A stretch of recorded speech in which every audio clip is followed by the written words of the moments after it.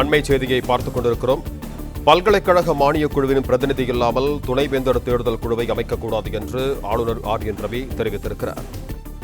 உச்சநீதிமன்ற தீர்ப்புக்கு முரணாக தமிழ்நாடு விளையாட்டு பல்கலைக்கழக துணைவேந்தர் தேர்தல் குழு அமைக்கப்பட்டிருக்கிறது என்று ஆளுநர் ஆர்.என். ரவி குறிப்பிட்டிருக்கிறார். இது தொடர்பான கூடுதல் விவரங்களோடு இணைகிறார் எமது செய்தியாளர் ராஜகுமரன். வணக்கம் ராஜகுமரன், உங்களிடம் இருக்கும் தகவல்களை பகிர்ந்து கொள்ளுங்கள்.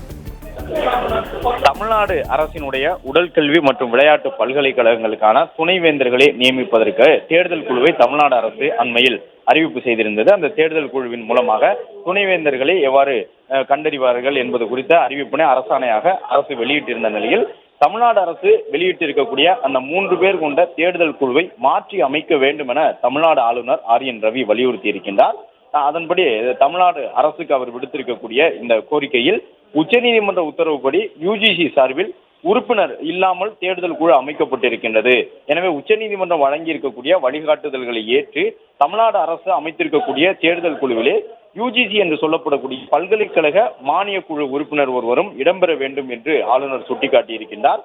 ஏற்கனவே தமிழக அரசு அறிவித்திருக்கக்கூடிய அந்த தேர்தல் குழுவை யுஜிசி உறுப்பினர்களுடன் 4 பேர் கொண்ட குழுவாக மாற்றி அமைக்க வேண்டும் என்றும் தமிழ்நாடு அரசுக்கு ஆளுநர் தரப்பில் விடுக்கப்பட்டுள்ள இந்த கடிதத்தில் குறிப்பிடப்பட்டிருக்கின்றது.